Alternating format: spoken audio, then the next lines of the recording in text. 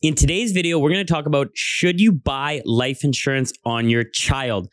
Now, I know this is a heavily debated topic. If you Google that, you'll find a bunch of different search terms, a bunch of different articles, and there's a lot of opinions on it. Everyone seems to have their own opinion. Some people are for it, some people are against it. In this video, I will give you my opinions on it, and by the end of this video, you'll know exactly if you should buy it on your child or not. What's up, guys? For those of you who do not know me, my name is Philip Setter, and I'm the founder and CEO of Affinity Life, which is an online life insurance brokerage here in Canada, where you can actually view quotes 100% online and apply 100% online as well. So if that sounds interesting to you, I'll put the link in the description below. But without further ado, let's get right into the video. All right, so what is life insurance on your child? So, I mean, you may have heard this before. You may have been pitched this by another advisor, and they say maybe you should buy life insurance on your newborn baby. Maybe they're 2 or 3 or 4, and, you know, it's a savings vehicle for them, and they can use it for some type of education or their first car or whatever type of purchase that they want to make when they reach the age maybe 19, 20, or 21.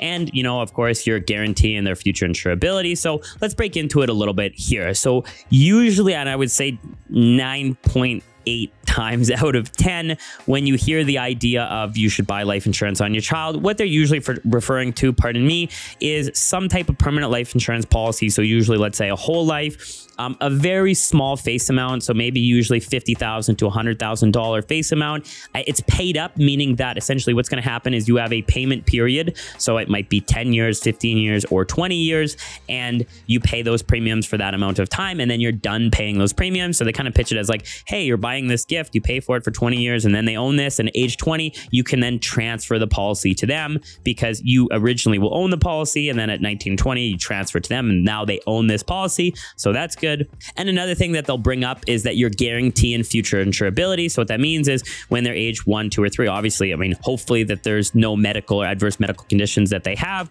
So they're saying that, well, if you buy it when they're young, they're still healthy, you know, that's great. And then if something were to happen at age 10, 15, 20, then they would have some type of life insurance that's in force. So you're guaranteeing that insurability for, you know, if they had something when they were 15 or 20 and they couldn't get life insurance.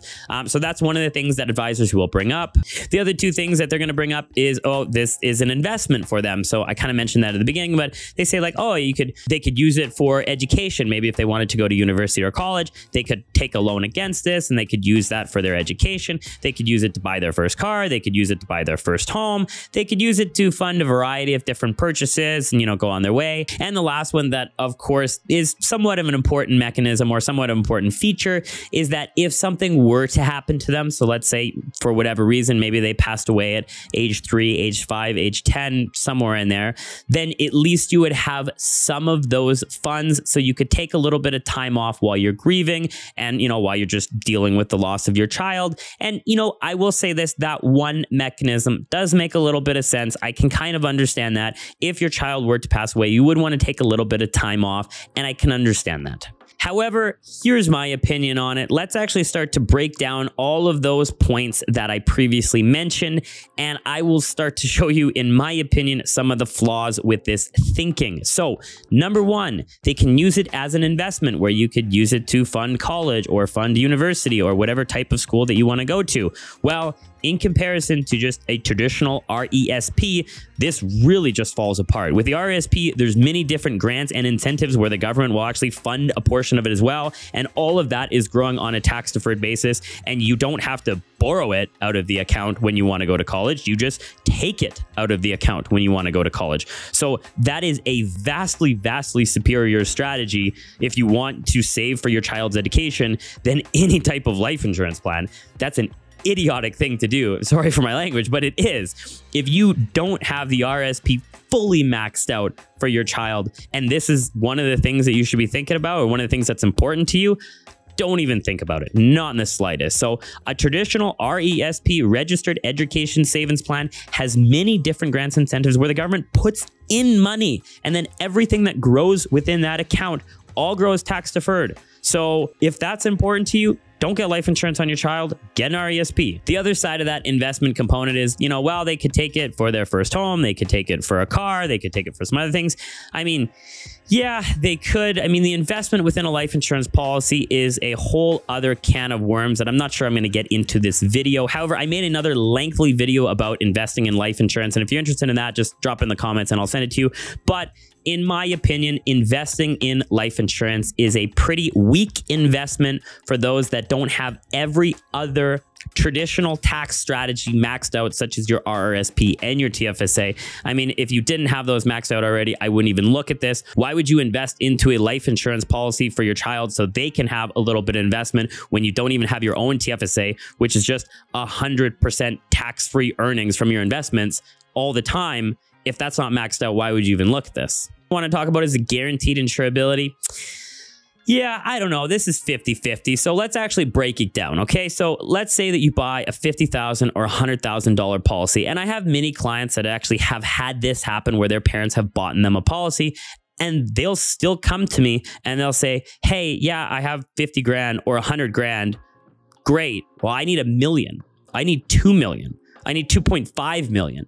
So it's like, yeah, it's good that you have this small amount, but at the end of the day, is that really going to be enough for individuals that now are in their 20s, 25s, or 30s that are now at the point where they're needing to, they're buying a house, they have car payments, they have 2 kids of their own, they're married now, and the need for life insurance isn't 100 grand, it's like $1 million to 1.5 million. So yeah, would 50,000 to 100,000 be nice? Yeah, sure. Is it mandatory? No, not in the slightest.